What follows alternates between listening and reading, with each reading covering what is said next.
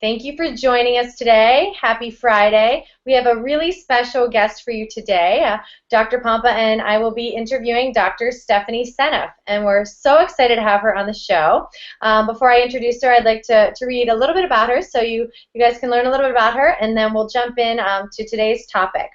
So Dr. Stephanie Seneff is a senior research scientist at the MIT Computer Science and Artificial Intelligence Laboratory. She received her BS degree in biophysics, MS and EE degrees in electrical engineering, and a PhD in electrical engineering and computer science, all from MIT. In recent years, her research has mostly focused on the relationship between nutrition and health. She's written over a dozen papers in various medical and health-related journals on topics such as modern-day diseases and the impact of nutritional deficiencies and environmental toxins on human health.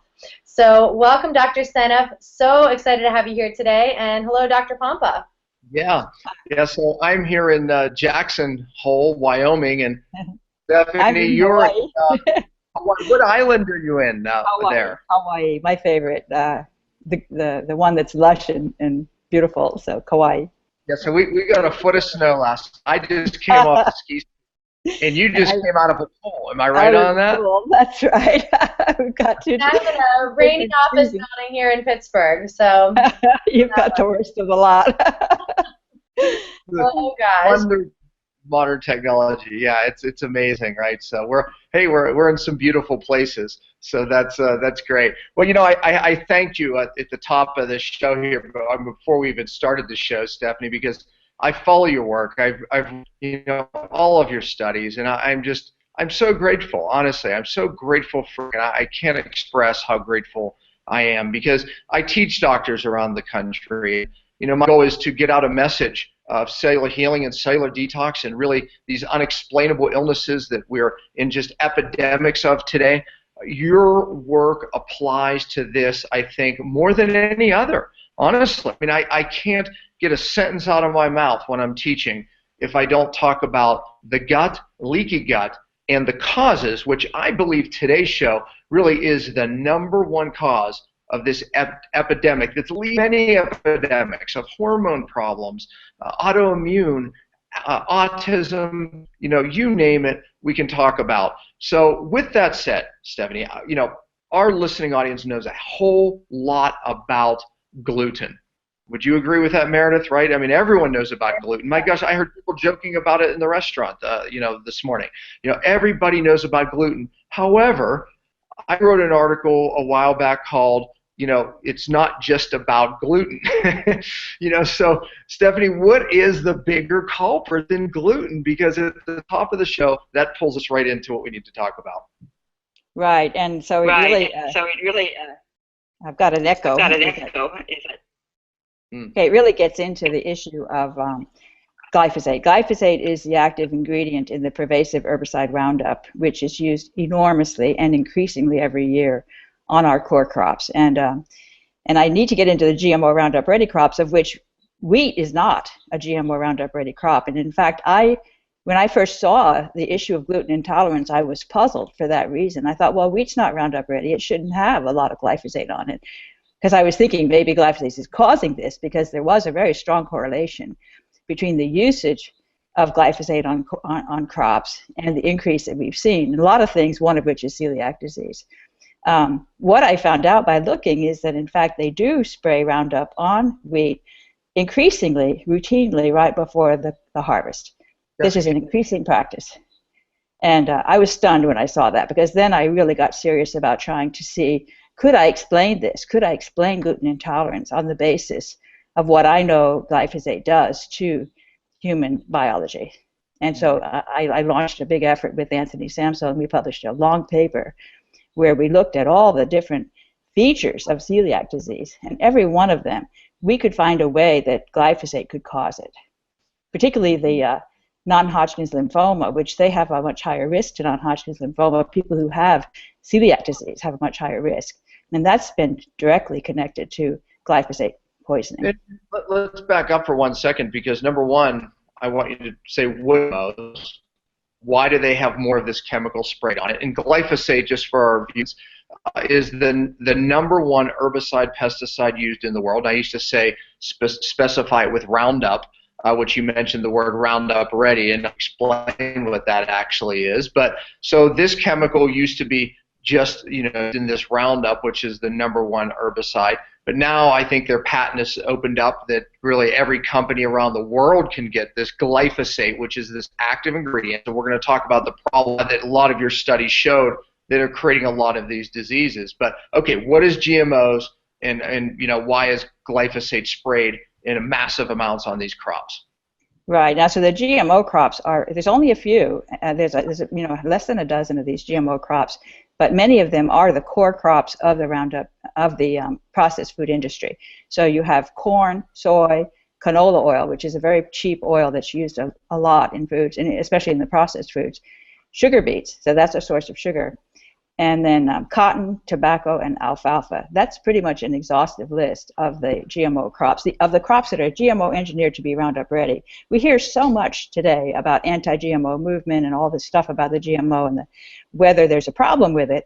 I'm not going to say there isn't a problem with the GMO, but there is certainly a problem with the fact that the GMO allows the crop to be sprayed with Roundup without dying. This is a unique property of these crops. Every single plant on the planet dies if it's exposed to glyphosate, except for these special crops that have gotten a bacterial gene inserted into their own genome to protect them.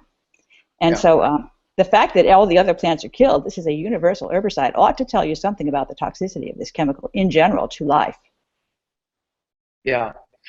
So I mean, the fact is like they're raising these crops basically to be able to withstand a lot of this chemical. So number one, we're able to keep the weeds at bay, supposedly. And I know there's problems with that now, but in pests, and obviously it's going to help farmers. I mean, increase yields. And you said something. You actually said, wait a minute. But what about the fact that it's being sprayed on every conventional grain today through a process called desiccation? They're actually doing it to kill the plant before harvest. It causes it to shrivel. It's called desiccation, and then it increases yield. So now we're being exposed with every conventional grain, especially the GMO plants that you just mentioned. So, I mean, can we even avoid this chemical today? Right, and I want to say that I just today discovered that it's sprayed on peanuts right before the harvest. I've been hearing all of this about peanut allergy, and I'm suspecting now that that's also caused by glyphosate with the same process that's going on with gluten intolerance. So it's really disturbing. Yeah. The amount, and it's been increasing every year because of the GMO Roundup Ready weeds, essentially, that are developing. I mean, when you, in these crops, of course, this industry somehow didn't anticipate this. They should have. As they exposed these weeds to glyphosate, the weeds got smart, and they actually became more and more resistant, so they could tolerate more and more glyphosate, so they had to use more and more every year. They said they would use less, but they used more. And alarmingly more, like 800% increase over the last 10, 15 years. In the use of glyphosate on crops. Incredibly escalating exactly in step with the rise in autism in this country. Well, yeah, you have some of those graphs. I mean, I remember seeing with the rise of dementia, with the rise of Alzheimer's, the rise of autism, as glyphosate amounts went up, these diseases went up. So now, again, coincidence? Maybe. But it's when you look at the numbers, it's pretty hard to say coincidence. So tell me a little bit about your research there. Right. I mean, I've just been amazed. And in fact, I'm collaborating now with Nancy Swanson. It's quite remarkable to me that when Anthony Samsel and I, so he's the one who got me started. Well, I should go back actually a little bit of history. Don Hubert was the one who originally, Professor Don Hubert, who's a retired professor from Purdue, outstanding man, very, very intelligent and extremely well informed on plants. It's his area of expertise. And I heard him give a 2-hour presentation a little over 3 years ago. It's hard to believe it's only 3 years because it's been such an incredibly intense 3 years of my life. I agree. But he gave this presentation, and I was off on the edge of my seat because I saw right then and there that this was the reason why we had an autism epidemic. I had been looking at autism for the previous 5 years and coming up frustrated because I saw all these symptoms in autism, like the gut problems, that I couldn't explain. And, the vitamin D deficiency, all these things that I couldn't explain with the things that I was looking at. And I didn't think to look at Roundup because, like everybody else, I believed it was harmless. Right. And so Don opened that window for me. And then Dr. McCullough is the one who introduced me to Anthony Samsel. He's really a remarkable man. And he and I have collaborated now on 4 papers.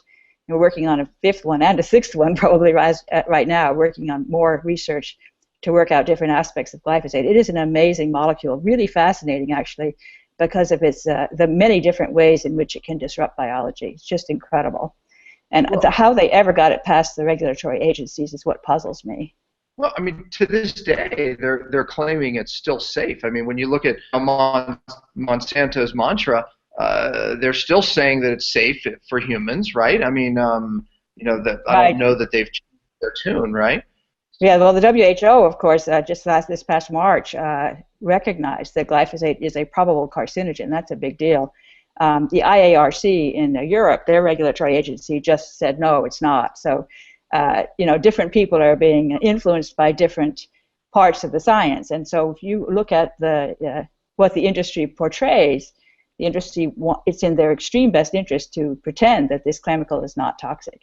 And then the regulators are just believing it because I think they don't want to face the fact that they've got to find a different way to do agriculture. Yeah, yeah.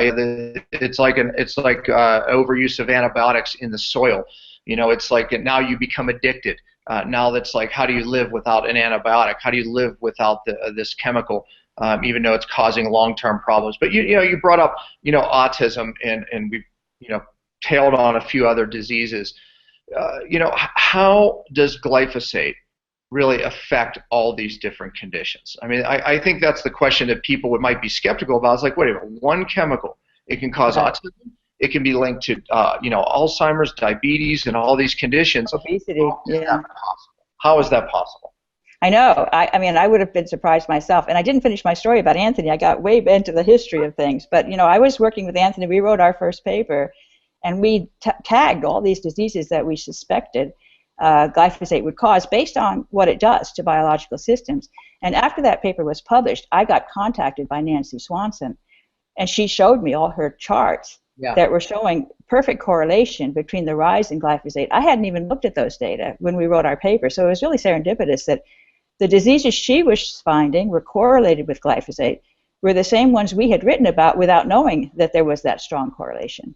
So it's quite remarkable. So Nancy and I have now continued to collaborate. I'm really enjoying working with her, and we're uncovering all kinds of new correlations. So basically, we make a great team because she goes through and finds the things that are correlated, and then I go through the science to try to figure out, well, why would this be? And it's incredible. This molecule is a monster, and it affects biology in so many ways. And one of the things is that it's a patented antimicrobial agent. That was a patent that it received before it received a patent as first of all, it was patented as a chelating agent, so it would clear pipes of metals. It would clean the pipes. And then it was patented as an antimicrobial agent, and finally it was patented as an herbicide. So those two features, the chelation of metals and the antimicrobial effect, have huge, huge consequences to our biology. And you can imagine, because the gut microbes are going to be sensitive. It's just basically like having an antibiotic. And I think all the problems we're having with the antibiotic resistance in the hospitals, we have this huge problem with these monster bugs that people can't, you throw every antibiotic at it and it won't die. Right. That, I think, there is the antibiotics that they're feeding to the cows intentionally to make them grow faster, but there's also glyphosate as an antibiotic being fed to the cows every day because they get GMO Roundup ready corn and soy feed. That's their diet. So the cows are being exposed to lots of glyphosate every day. That's causing antibiotic resistance in their gut and then producing all these antibiotic-resistant microbes in the world.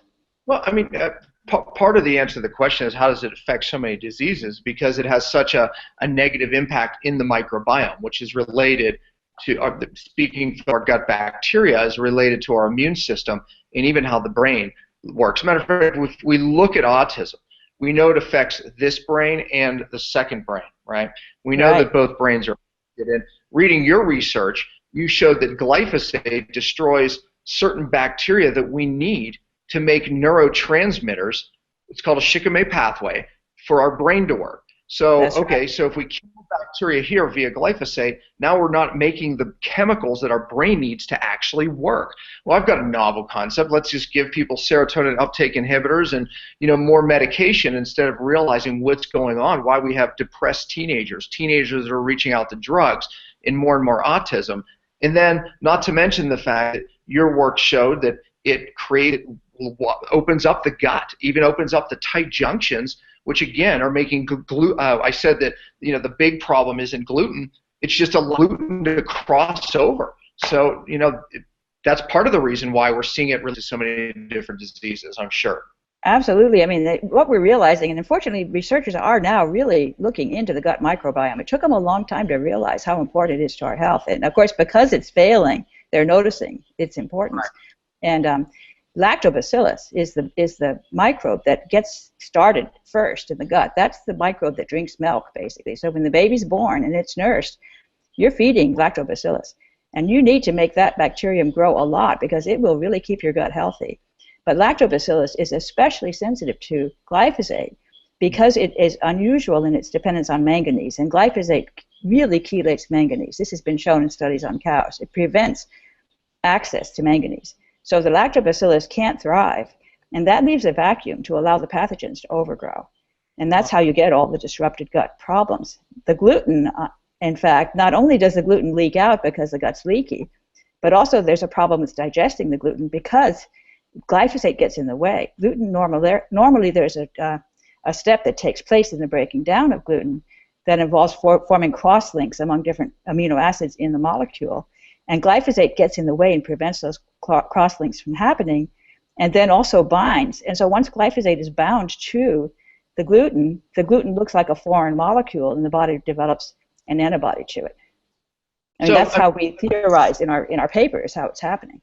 It's safe to say if we can fix the glyphosate problem, we can fix the gluten problem. I absolutely think so. And if you look, I mean, back before we had glyphosate, we had very little gluten intolerance. I mean, gluten intolerance was just, I didn't even know about it. When I was a child, I never heard of it. Mm-hmm. So really, I guess that what came first, the chicken or the egg? I mean, good old Norman Borlaug disrupted and changed gluten in dwarf wheat, and that was all the way back in the 70s.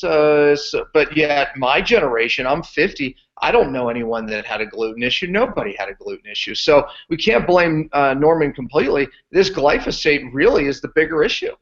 Absolutely. I mean, I really think it's causing most of the food allergies, that maybe even all of the food allergies. I mean, obviously we had food allergy before glyphosate, but the epidemic, the increase, I think is being caused by glyphosate, mainly by glyphosate. I think there's some issues with the vaccines as well. Yeah, I mean, talk a little bit about some other things that the glyphosate does. I know it really it makes heavy metals more toxic. This is another problem in autism and Alzheimer's and really so many diseases today. So I mean, how does it make things more toxic, and how does it affect the brain in other ways? It's amazing what it does to iron, actually. I've been looking a lot at iron lately. Very fascinating. And today we have actually worldwide an epidemic in anemia. Many people suffer from anemia, including in the United States. And we also have issues with iron toxicity at the same time. Too much iron. So both too much iron and too little iron are a problem. No, it's very, very difficult to get to that sweet spot where the iron is just right. And the reason is because our body is no longer able to manage iron properly because glyphosate messes up the whole system of managing the iron. And that's what glyphosate will do with all the minerals, because it binds to them and builds this cage around the mineral so that the cells can't gain access if it's hiding inside this glyphosate molecule. And then it basically carries the mineral, whatever it might be. And it might be a toxic metal like aluminum, or it could be iron, which is both toxic and essential at the same time. And many of the minerals are like that. Manganese is like that too, both toxic and essential. So the body uses these in very, very important ways. Many of the enzymes depend upon one or more metals to be able to catalyze the reaction. And so if they can't gain access to those metals, the enzymes don't work. But at the same time, glyphosate will carry that metal through the blood to get to the terminal vasculature areas, the places where the blood equilibrates with other fluids. So that's going to be, for example, the kidneys and the urine, or it's going to be the cerebral spinal fluid in the brain. You're going to have the pineal gland and the pituitary gland, which are linked to the cerebral spinal fluid, or in the jaw, the salivary glands. So all of those areas are the most acidic areas of the blood, and under acid conditions, glyphosate unloads its cargo. So what happens is glyphosate carries these toxic metals into those particular places, unloads its cargo, and at that point, both the glyphosate and the metal become toxic. So it's really a very big problem. And that's why you have kidney failure. Kidney failure is totally an epidemic in step with glyphosate usage on crops. And in fact, agricultural workers in certain countries like Sri Lanka and in Central America, the workers that are working the sugarcane fields, sugarcane is sprayed with glyphosate right before the harvest. And these workers are dying in record numbers of kidney failure at a young age. Right. The Sri Lankans have linked it to glyphosate and have banned glyphosate as a country. The entire country has banned glyphosate usage anywhere in the country as a consequence of this evidence. Yeah, it seems like other countries are, banning it, GMOs even. But here in the United States, I mean, we have your research and others, and yet there's no pullback at all. I mean, how do you explain that? I don't explain that. I am shocked. I mean, I really thought that I lived in a pretty decent country, and I'm telling you that I am getting extremely discouraged with my government. I just feel like they've been bought. I mean, it's amazing. I have friends. I mean, I'm not naturally an activist. I mean, I like to just do science. I love science. I'd be happy to just hide in my lab and write papers if I could get by with it. Mm-hmm. But I feel it's necessary to get this message out. But I have friends who are activists, and they have sent off so many letters to legislators around the country, and they admit to me, one of them is extremely frustrated. He sent out probably over 100 letters, and he hasn't gotten anything back from anybody, other than maybe some form acknowledgement that the letter was received. Nobody has ever responded. Have you had any threats? I mean, Monsanto has a lot of money. I mean, I'm sure very, very concerned about your research. I mean, is MIT are they trying to come in at you? Well, it's remarkable, and I'm very proud of MIT. I think it's a really fantastic institution, and MIT is pretty tolerant, I think, of, we have Noam Chomsky, and he's done a lot of activism, and they have not told me anything about not doing. They haven't tried to stop me from doing anything that I've done so far. And also my funding agency has been very supportive, and they've continued to fund my work, which is remarkable, I think. Because it's very hard to get funding, of course, to do the kind of stuff I'm doing. I hope more shows like this make it more plausible. That's for sure. So I know that when we look at I teach a lot about dementia, Alzheimer's, and really this is a growing fast epidemic. I know that you in some of your papers you talk about how glyphosate disrupts something called cholesterol sulfate. And I love telling people, I love the shock about, could heart disease actually be a cholesterol deficiency?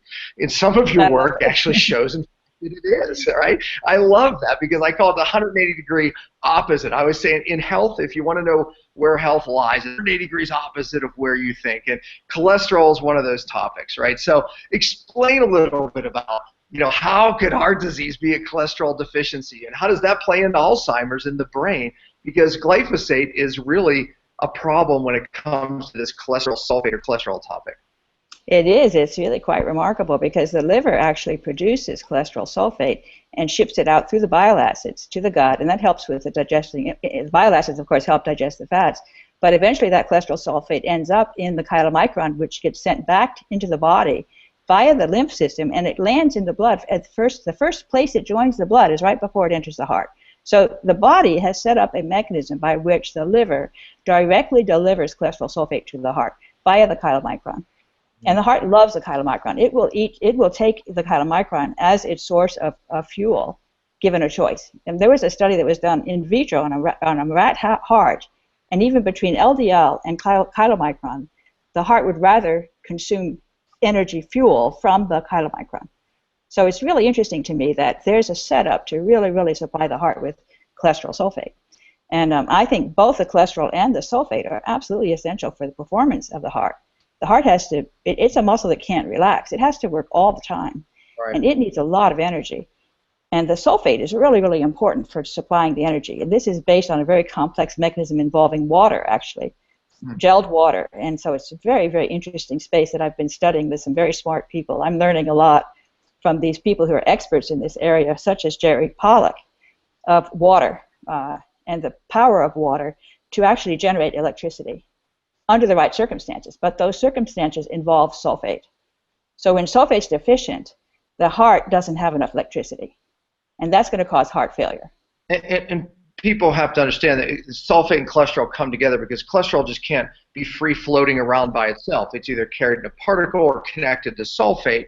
As a matter of fact, I mean, that's part of the link of why we're seeing it is a link to Alzheimer's, etc. So back up, glyphosate affects this cholesterol sulfate, and we need this cholesterol sulfate for our heart. We need it for our brain, and therefore cholesterol, and people are low in cholesterol, for goodness sake. So we have this combination of cholesterol and sulfate being attacked. I mean, is this why we're seeing so many increases in these brain diseases? Absolutely. I mean, cholesterol is really, really important in the brain. The brain has 5% of the body's weight and 25% of the body's cholesterol. The brain loves cholesterol, and it desperately needs cholesterol to be able to transmit nerve signals. So you don't want to have insufficient cholesterol in your brain. And in fact, I've seen studies on the elderly. There was a wonderful 17-year study that showed that, and they looked at 3 different measures of cholesterol, and all 3 measures, and of course all 3 together especially, showed the people who had low levels of cholesterol had increased dementia, increased problems with their brains, and increased frailty, and also shorter lifespan. Everything was bad with respect to low cholesterol. Yeah. And so it's amazing to me. And of course, also there have been studies on Alzheimer's, and they've shown that people with Alzheimer's have low cholesterol, and the ones with worse Alzheimer's have lower cholesterol. Very, very well correlated with these problems. Well, and what are you saying is low? What would you recommend as far as good cholesterol levels go? Well, that's not a question I can answer, because I really feel that whatever the level is good, because your body is smart. And if you've got a problem, your body's going to raise the cholesterol, and that's a good thing. And so the issue really is more about oxidation. So if you have oxidized LDL, that's an indicator of a really big problem. And you're going to have oxidized LDL if you've got glyphosate poisoning, because glyphosate causes the oxidation damage. It's been shown in multiple studies in the liver to cause increased release of these toxic oxidizing agents that are going to mess up molecules in the body. And so I didn't finish the story about glyphosate and bile acids, because the bile acids don't flow because glyphosate messes up the enzymes, which are the cytochrome P450 enzymes in the liver that make the bile acids. And those enzymes also activate, the same enzymes activate vitamin D. And we have a vitamin D deficiency epidemic today also in this country. I think it's directly attributable to glyphosate's poisoning of those enzymes that activate vitamin D in the liver. Wow. That's amazing. And the cholesterol subject is, I'm so glad you said the fact that, wherever it is where the body wants it. Actually, I had low cholesterol before I got years and years ago. I was probably 170, which is an open window for neurotoxicity, ended up becoming neurotoxic. The irony was this: when I was trying to figure out what was wrong, all of a sudden I saw that I had very high cholesterol. And I said, that must be a mistake. Learning now that cholesterol actually raises the blood-brain barrier.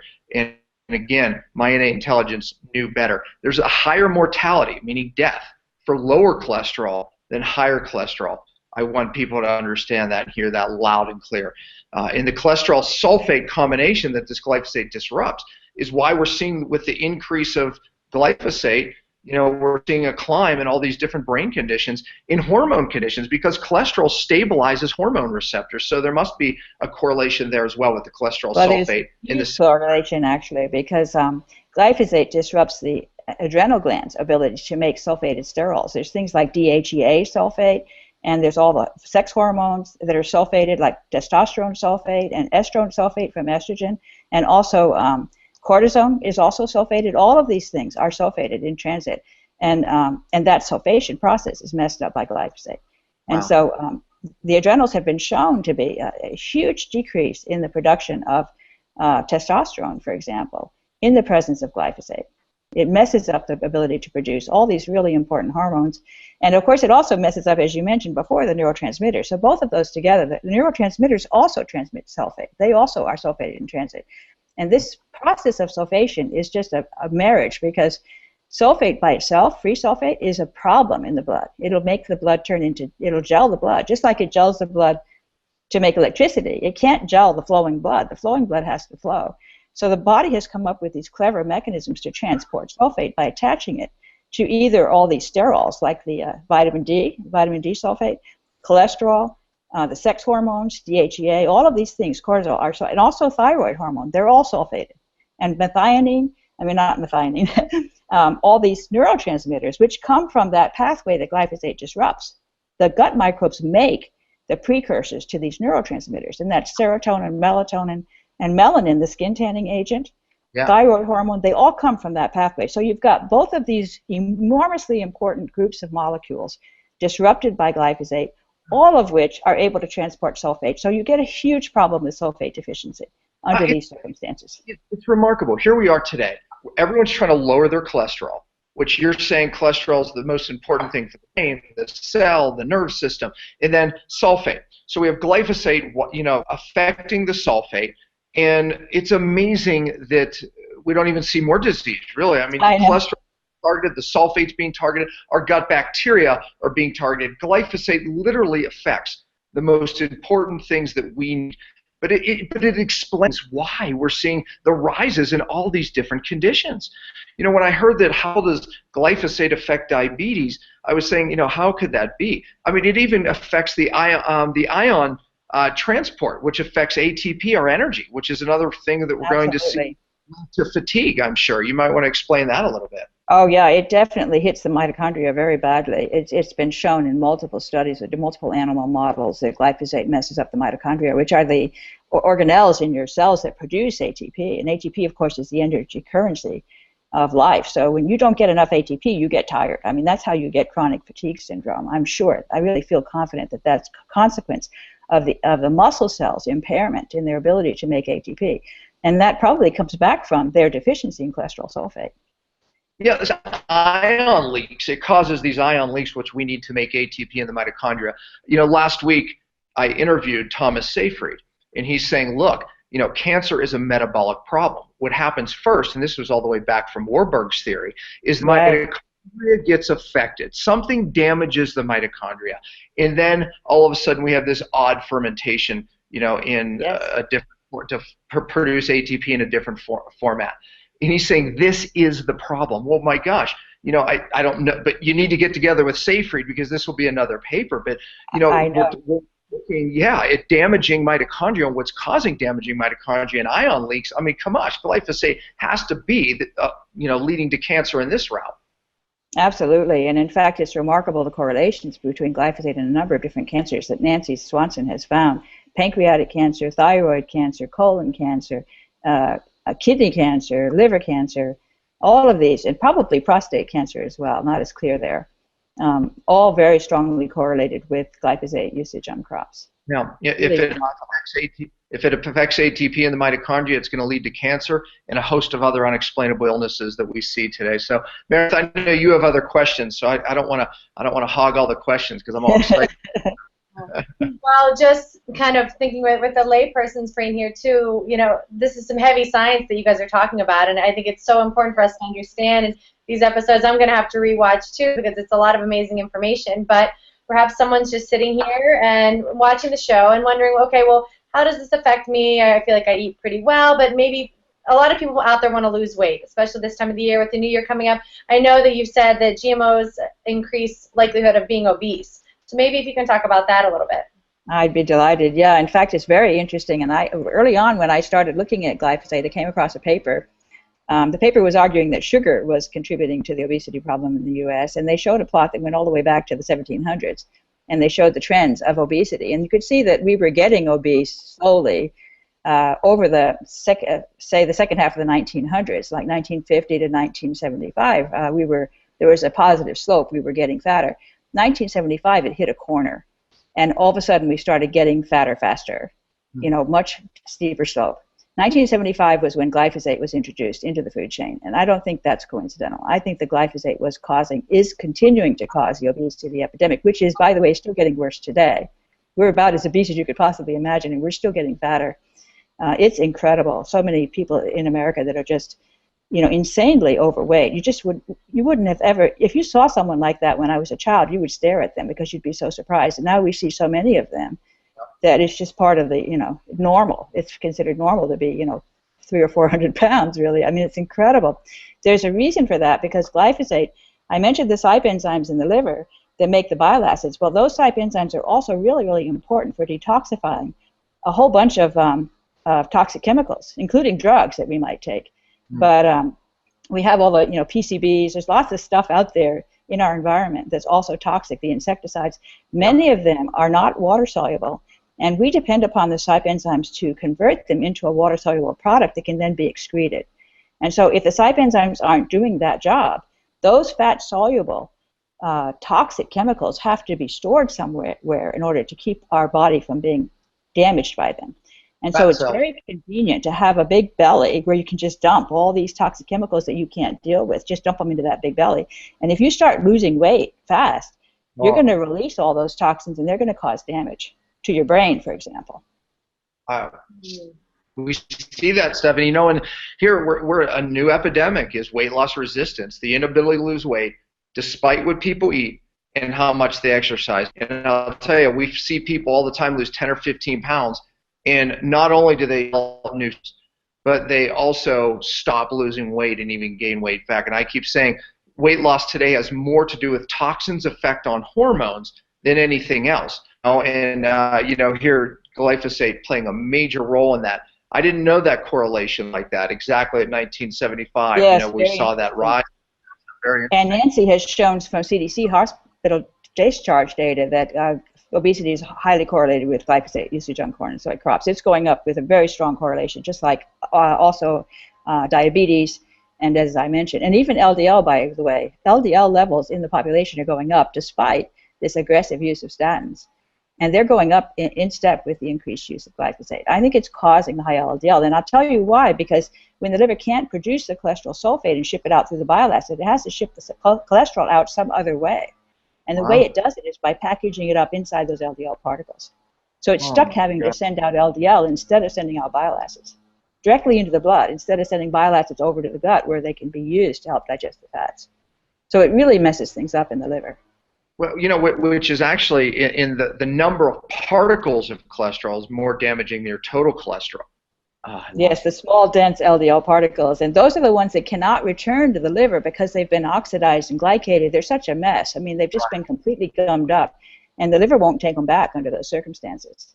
Another thing interesting, I mean, I could get into statin drugs for hours, but it's also PCSK9 inhibitors. I don't know if you've heard of those. That's a new drug that they're really getting excited about to lower cholesterol even more than what you get with statin drugs. It's a shot that you take. It's really scary. PCSK9 inhibitors inhibit this enzyme called PCSK9 in the liver. And what's really interesting about that enzyme is that it binds to sulfate and becomes inactive. So that enzyme prevents the LDL from coming back. But if there's enough sulfate, then that enzyme is naturally inactivated and the LDL comes back. So the reason why an important reason why the liver can't take back the LDL is because it doesn't have enough sulfate. And the reason why it doesn't have enough sulfate is because of glyphosate. Wow. So if you just poison that enzyme, you let the liver take back the cholesterol even though it can't afford to do so because it doesn't have the sulfate, you're going to end up with fatty liver disease. And we have an epidemic right now in non-alcoholic fatty liver disease. I think it's caused directly by glyphosate. And PCSK9 inhibitors are going to make it worse. And in fact, the early evidence coming out already is showing that PCSK9 inhibitors cause fatty liver disease. They've never shown that they actually improve your heart health. They've only shown that they lower cholesterol. And they're marketing them like, oh, this is a great solution for getting your cholesterol down to zero, which is so insane. I mean, I just get so upset by this craziness that we live under right now with the medical system. And doctors are just buying into it because they don't have time to look at the literature. They don't read literature. They're just doing what they're told, and the drug companies come in, the reps come in, and here's another lowering cholesterol. And look, most doctors believe that cholesterol is the enemy. They do, Stephanie. I know. Yeah, I know. And I certainly know that because I have people who tell me my doctor has told me I simply cannot. I have to take this statin drug. What can I do? My doctor says I have to. I mean, I sort of say don't listen to your doctor, but doctors need to get aware of what's happening. Yeah, I send people papers all the time, and they bring them to their doctor, and the doctor gets very mad. Yeah, we're in a hard time right now with the cholesterol problem. How is it linked to diabetes? Because to me, diabetes is leading to diabetes and thyroid are almost the same condition these days. It's like one gets one and the other. But, I mean, how is it linked to these conditions? Yeah, I mean, there's complicated links. But one thing, of course, is that diabetes causes high blood sugar, right? So you're going to have too much sugar in your blood. Sugar is actually toxic. Because of, you can burn it, and it will actually react with things in uncontrollable ways if you just have it in your blood. And so that's what causes glycation damage. Yes. You measure your hemoglobin A1C. That's a damaged hemoglobin product from sugar attack. Yeah. And so when the proteins in your blood get damaged, and including the protein ApoB in the LDL particle get damaged by the sugar, they don't work anymore. So the LDL particle gets damaged by the sugar such that it can't be taken up. It can't even be taken up by the cells to deliver its goods. And so it just becomes sort of a useless remnant. You get these small, dense LDL particles that have nowhere to go because the liver won't take them back, and they're all gummed up. Nobody wants them, in a sense. So the only cell that's willing to take these things are these macrophage cleanup cells. So these are the cells that go into the artery wall in the heart, and they take in these damaged small dense LDL particles and carefully take them apart and recycle them. They want to keep that cholesterol because cholesterol is so important, but they're storing it in the artery wall, waiting for an opportunity to unload it as cholesterol sulfate. And the reason why they can't unload it is because there's no sulfate. The sulfate deficiency is the problem. Your work has linked glyphosate, the overuse of GMOs, to all these different things. What do we do? Can we avoid this? Fortunately, and I have to say, the U.S. has no GMO labeling. Very frustrating. You don't know if it's GMO or not. But we do have certified organic, and it's a pretty respected label. And I really, really appreciate certified organic. So we are very careful when we go shopping. We've stopped eating things if we can't find them as certified organic. We buy everything, including our spices, our wine and beer. Everything in our house is certified organic. And I would encourage everybody to do that. Luckily, you can in this country. It's actually, I think certified organic is probably more available here than almost anywhere else in the world. Except for places like, Bhutan, where they're like organic, they're just all organic. But this is a good place to be able to get certified organic. And I don't know about, other parts of the country, but certainly where I live, I have not had a problem with getting most of the things I eat organic. Yeah. I'm wondering too, because I know perhaps not everyone is able to afford 100% organic, so are there certain crops that they should definitely avoid if they can't buy everything organic? I know corn, soy, some of these other sugar beets, but if you could maybe give that list. Yes, well, of course, there's the GMO Roundup ready crops, which I said before, the corn, the soy, the sugar beets, the canola oil, and then alfalfa and cotton and tobacco, of course, aren't really foods, but although cotton seed oil is used as a cheap oil, and that's probably contaminated. Then there are all the crops that are sprayed with glyphosate right before the harvest, and that is, in my mind, a growing list. I'm still trying to figure out exactly which crops that is. I just found out today that peanuts can be sprayed with glyphosate right before the harvest, and legumes, and sugar cane. So this means, all the sugars are bad. You have the high fructose corn syrup, which is derived from GMO Roundup Ready corn. You have sugar beets, which are GMO Roundup Ready. And you have sugar cane, which is sprayed with glyphosate right before the harvest. We're hearing a lot these days about sugar being bad for you. I think it's the glyphosate that's in the sugar that's causing the problem. Wow. We're really getting mixed up in our studies because we're really studying how much glyphosate would people have different studies that get contradictory results on some particular food, and I think it's just because you have to look at how much glyphosate is in the particular form of that oil or that sugar that they're studying to judge the toxic effects of it, and they're missing that entirely when they study these things. Mm-hmm. So the sugars, and then so Cheerios, for example, even if you got non-GMO Cheerios, which they now have, right? You cannot guarantee that doesn't have glyphosate because oats are sprayed with glyphosate right before the harvest. So that won't work. Natural's not good enough. Non-GMO's not good enough. Cereals, I wouldn't buy any cereal that wasn't organic. Yeah. I wouldn't eat any grain. Yeah, period. That's right. Bread. Yeah. Right. It's a big list, and it's most of the foods that you eat, unfortunately. And, of course, if you're taking butter and cream and that sort of thing, if you're not eating organic, it's coming from a cow that's been fed huge amounts. And it's been shown to be, glyphosate has been found in human breast milk. So you can pretty much guarantee it's going to be in cow's milk, which may be a reason why we have a lot of milk allergies today. We have a lot of casein intolerance, which I'm suspecting may also be due to glyphosate in the milk. Wow. So, it's a pretty big list. So connected. Wow. Wow. Yeah, And I have to say, it goes into the animals too. There were studies on cows and on chickens, and they found glyphosate in all the tissues, and including the muscles, which is going to be the meat. So if you're eating non-organic, if you're not eating grass-fed beef, you're probably eating glyphosate in your meat. I was going to ask that because I refuse to eat corn-fed meat. I mean, my Yes. meat is grass-fed. And the best part about it is when you go to restaurants now, I mean, it's shocking to me. I mean, just average restaurants have grass-fed choices now. So, It's great, I mean, yeah, it is. It's really become easier. I remember watching one of your lectures. I added it to one of mine, just about, look, we're poisoning our infants from the get-go. When you look at the amount of the highest glyphosate-containing foods, soy and corn, this is what formula is made of. Oh, and then if they make it to be a senior, look what we're feeding our seniors. All these products made for seniors, right, in the senior homes. Ensure it's got to be really toxic. It's remarkable. I know, it's really crazy. It's just we have to wake up. I mean, I can't understand why people aren't seeing this. I mean, I think more and more people are, but it seems so obvious to me, and it's so frustrating that people are just going about their lives as if everything's fine, because it's not. We're going to be really in a crisis.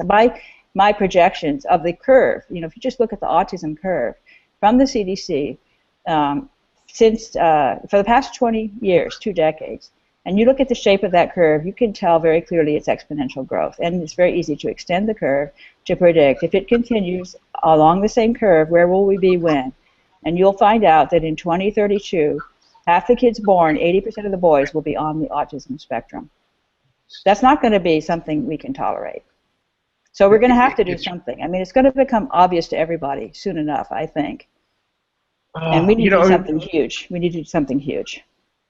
What we're doing. I mean, we just talked about the damages of this glyphosate that's being sprayed on our food. The over-vaccinations. I mean, one vaccine after another. They still have all these different heavy metals, which the glyphosate, exemplifies the toxicity. I mean, think about this. I mean, what are we headed for, Stephanie? I mean, it's remarkable.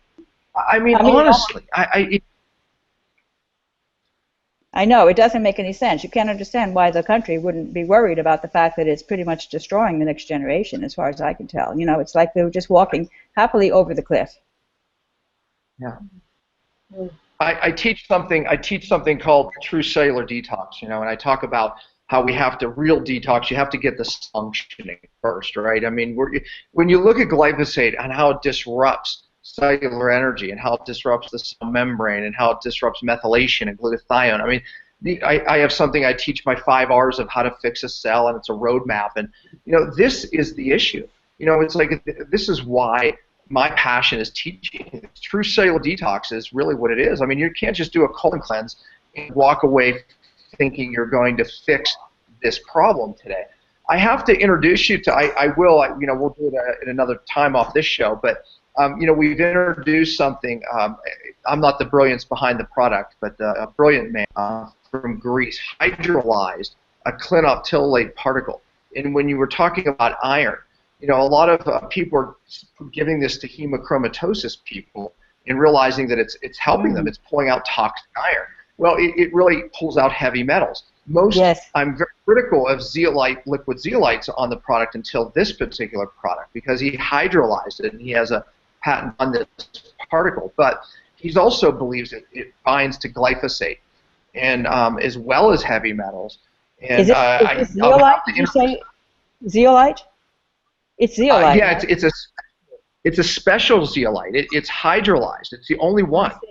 I see. It's hydrolyzed, so not only does it cross the gut, but it actually crosses into the cell and into the brain, and that's what his research shows. Well, So Anthony Samso just told me recently that zeolite is actually used by the industry to clear any remaining glyphosate in places where they manufacture glyphosate. They use zeolite to get rid of the glyphosate, so they know about that. And I understand that zeolite is being used also for autistic kids. So I think that it's amazing that they haven't sort of connected those dots. That zeolite is being used to remove the glyphosate. But one of the big problems, and this is my criticism of zeolite has been in the human body. Number one, most of it's contaminated.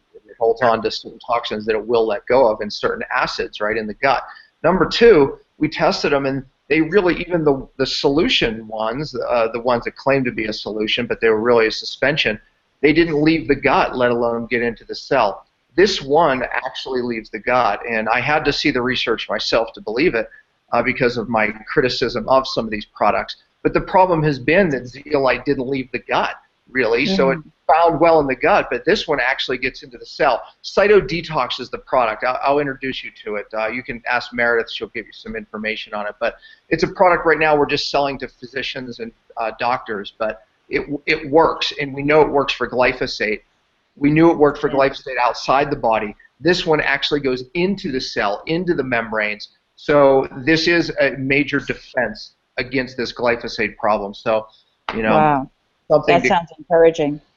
Yeah. Yeah, I mean, it's a good question. I don't have a good answer as to how long would it take, if forever, to actually get rid of glyphosate if you simply stopped eating it. Like if you went to a strict organic diet, even then, of course, it's not guaranteed to be glyphosate free. But a theoretical question is, if somehow you could stop eating glyphosate, would it eventually work its way out of your body naturally, or do you have to do something special to actually coax it out, or is it impossible to get it out? You know, maybe it's just settled into the bone marrow and it's impossible to get it out. I don't know the answer to that. The damage that it causes to the natural cellular detox pathways is the problem, right? So it comes in, it damages. That's what we're doing. I mean, part of what true cellular detox is upregulating these cellular pathways because of the toxic damage that's been there. So the answer is most people probably wouldn't get rid of it, even if you got rid of it in your diet, you know, without upregulating the cellular. Especially once your detox system is already shot to hell, right? Because then you can't fix it. Yeah. It's very frustrating. We're talking about almost being, you know, we have to do the best we can to avoid it. Obviously, eating 100% organic and grass-fed, and I agree, and that's the way we live our life too, Stephanie. I feel today people cannot afford not to do that. In really upregulating the cellular pathways, and you know, we have some new products that are, you know, coming out that are really trying to combat it from another side of detoxification. But we are up against something so much bigger than you and I, and we're just small voices in this. But you're a large voice, so we applaud you and thank you for that. Well, thank you for what you're doing, because I am not involved in the issue of how to fix the problem. I'm just studying, you know, what is the problem. So it's very, very important, the kind of work you guys are doing. Really. We appreciate it. We're on opposite ends in the and you're in the cold and I'm in the hot. So. Exactly right. Exactly. We're still on opposite ends, right? Do you have any finishing questions for Stephanie? Wow, well, I think you guys have covered so much, and I think the most important message is to avoid GMOs and glyphosate as much as possible. Education is so important, and so many people just don't know, and it's really that simple. So if you're watching, please share this with your friends and family, anybody you care about. Get educated, get informed. Thank you, Dr. Seneff, so much for what you're doing on the research end. Thank you, Dr. Pompa, for what you're doing to help people once they do experience the health challenges from, you know, these toxins in our environment. Yeah. So thank you both so much for this amazing show, for this amazing information.